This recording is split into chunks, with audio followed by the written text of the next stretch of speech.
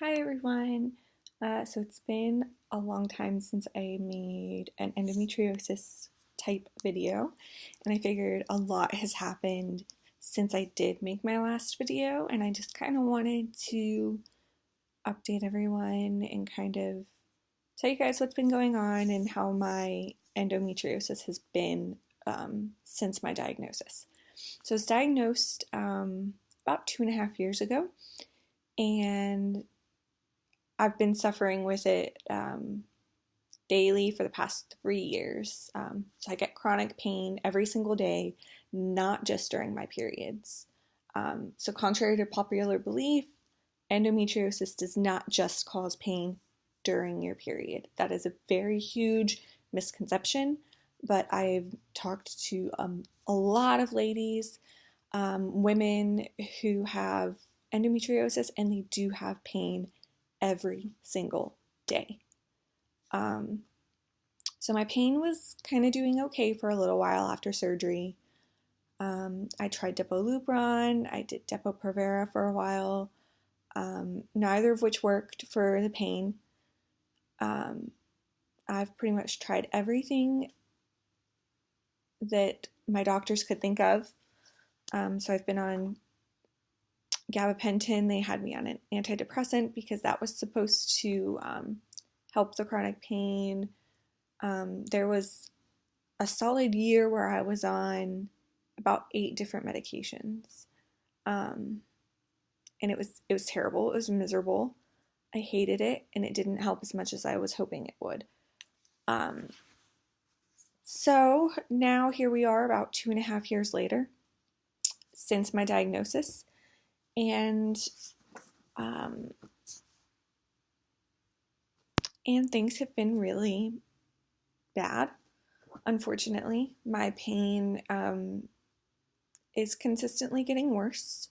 I'm not on any hormonal birth control right now, which I'm sure if you're watching this, you know someone with endometriosis, or maybe you have endometriosis. So you know that birth control is like the go-to treatment for endometriosis. But of course, with endometriosis comes infertility a lot of the times. And you can't get pregnant if you're on birth control, obviously. So right now we are trying to conceive. My husband and I, we've done one round of fertility treatments that didn't work. But that's why I'm not on any birth control right now. And I'm totally fine with that. I don't want to be on birth control. I don't like how it makes me feel. I do like that it kind of puts the endo at bay, but ever since my symptoms have become so severe, even birth control wasn't helping. I bled for 28 days when I was on Depo-Provera and Depo-Lupron. I was still having my period every month. And so for me, it's just not worth the little bit of benefit that I do get from not having my cycle, because I just feel like I'm going crazy, and it affects me emotionally, and just not a fan of hormones. So we're trying to get pregnant, and my pain has been really bad over the past couple months. I've had to go to the ER, I think 3 times in the past 3 months. And I currently have a hemorrhagic cyst on my right ovary. I'm not quite sure how big it is. The last number they gave me, it was about 2.5 or 3 centimeters. For those of you who don't know, a hemorrhagic cyst is just sort of like a normal cyst, except it's bleeding into itself. So it's filled with blood as well as the regular fluid. So they're very painful. They can be a little more dangerous if they rupture, just because there is blood. But all cysts can cause problems. But then again, some cysts just go away by themselves. So we're hoping that that's what happens with this one, but I very highly doubt it. It's already been there for about 2 months. I'm getting an ultrasound done next week to see if it's still there. I see my OB/GYN next week as well, and I told her that I want to do another laparoscopic surgery, another excision, because they can't guarantee that it'll help the pain, but They can't say that it won't. And it's gotten to the point where I need to try whatever I can, even if that does mean getting another surgery. I need to try it. I owe it to myself to at least give it a shot. My first one wasn't that bad, and I did get a couple months of kind of pain reduction. It never went away, but it was definitely reduced. So I figure if I can get a couple months of reduction in pain, that's worth it to me. Because the pain that I deal with on a daily basis, I'm at about a 5 out of 10 on the pain scale on my good days. But then I get my flares that happen around ovulation, the week before my period, the week of my period, and then usually for a few days after my period ends. So that leaves me like maybe 5 days out of the month where my pain is at a 5. Other than that, it's usually like a 7 or an 8. But the past couple months I've been having more days where I'm at like a 9 and can't move, can't take my medicine, can't keep anything down because the pain is causing me to throw up. So really the whole reason I'm making this video is I have been trying to spread endometriosis awareness since I got diagnosed. A lot of people still don't know what it is, even though it affects so many women, and it is the leading cause of infertility in women.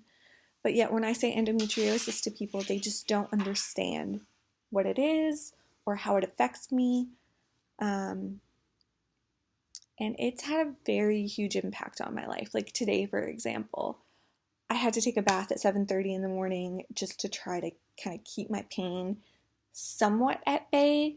And now I'm using my TENS unit, which I highly recommend at least trying this. It might not work for everybody, but it works for me. I got this one from my pelvic floor physical therapist about 2 years ago, I think. And I kind of lost it for a little while. I didn't know where it was after we moved, but I rediscovered it yesterday, thank God. So I've been using this since last night. And then, of course, I have my good old Sunbeam heating pad that I'm also using right now. Currently, I'm not on any strong pain medications. My OBGYN has had me on tramadol for my normal flares. And then for my more recent flares because of the cysts, I was on Vicodin at one point, and then I was on Percocet at another. And I'm not ashamed of that. I think narcotics can definitely be helpful. Obviously, there is the chance to become addicted to them, but I feel like with women who have endometriosis, it's not that we're addicted to pain meds at all. It's we're addicted to managing the pain. We're addicted to being pain-free or as close to pain-free as we can get. So, I'm not saying take a narcotic every single day, but for the days where you need that little extra pain relief, don't make someone feel like you shouldn't take something that helps just because there's a stigma around it. If it helps, it helps. And if it doesn't, then you try something else, but at least you've tried it. I know some people are allergic to opiates. Some people just straight up don't like them, which I totally understand. Do what works for you. Do what makes you feel good. Do what helps your pain. I can just tell you what's helped me and what I've learned during my 2.5, almost 3 years of going through this. And, I'm only 25. A lot of women have had this for a lot longer than I have. A lot of women have been suffering from it for years and years and years and still don't have a diagnosis. So I am very lucky that I did get my diagnosis fairly early, but it was because I advocated for myself. My doctors couldn't figure out what was going on. They didn't know what was causing all my pain and my throwing up and heavy periods and everything like that. Nobody could tell me what was happening. So I did my own research, talked to my mom. Turns out my mom had endometriosis when she was my age. And so I started doing more research. And I went to my primary care doctor and I said, look, endometriosis is 7 times more likely if you have an immediate family member who has it, and my mother has it. So I think this is an avenue we need to pursue because I had a feeling that that's what was going on. And I'm so glad my doctor listened to me and he sent me to an OBGYN, and the OBGYN listened to me, and I got my diagnosis, pretty quickly in comparison to a lot of women. But I'm going to try and do more videos more often, kind of showcasing endometriosis and how I deal with it and things that I've found that helped. These videos are nothing fancy, no editing is going into it because honestly, I just don't have the energy to sit there and edit a video for however long it takes. Completely raw, completely uncut. You see me how I am. And if that bothers you, I'm sorry. If I'm rambling, I'm also sorry, but I hope that you guys can learn from what I'm going through. And if anyone has any questions, feel free to leave it in the comment section, and I'll either make a video addressing whatever questions, or I'll just message you back and kind of let you know what I'm experiencing or what I have experienced. All right, so until next time, have a good one. Stay pain-free if you can.